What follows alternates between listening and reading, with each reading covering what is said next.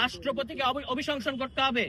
তাদের প্রতি এই আহ্বান জানাতে এসেছি যে আপনারা অবিলম্বে সংস্কার পরিষদের শপথ নিন এবং এর পাশাপাশি আজকে দীর্ঘদিন ফ্যাসিবাদের পরে 1400 শহীদ এবং হাজার হাজার আহতদের রক্তের বিনিময়ে আমরা যে জুলাই গণ অভ্যুত্থান এবং যে স্বাধীন বাংলাদেশ পেয়েছি, সেই স্বাধীন বাংলাদেশের যে পার্লামেন্ট গঠন করা হয়েছে, সেই পার্লামেন্ট আমাদের জন্য একটা অত্যন্ত গণতান্ত্রিক আনন্দের বিষয় হতে পারত।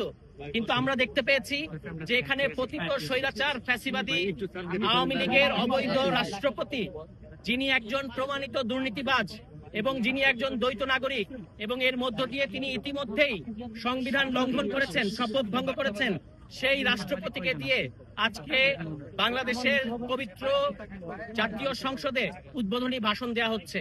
আমরা এর তীব্র নিন্দা জানাই।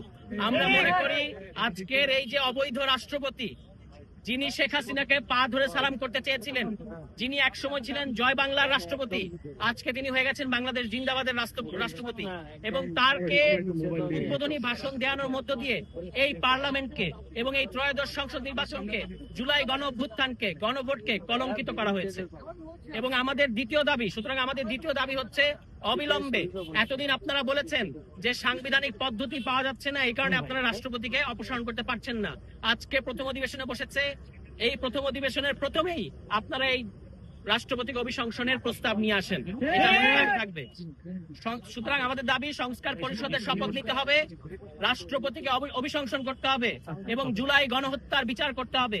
এখানে শহীদ ফ্যামিলিরা এসছেন, তারা কিন্তু জুলাই গণহত্যার বিচার চান। আপনারা জানেন যে এই সরকার আসার পরেই প্রথমেই যে কাজটা করেছে সেটা হচ্ছে প্রসিকিউশনের ছন্দ পতন ঘটিয়েছে এবং নতুন করে ঢেলে সাজানোর মধ্য দিয়ে আপনারা দেখেছেন অলরেডি রামপুরার আলোচিত যে গুলি করার ঘটনা, কার্নিশের থেকে ঝুলন্ত যে ছেলেকে গুলি করেছিল পুলিশ, সেই মামলার রায় তারা আটকে দিয়েছে।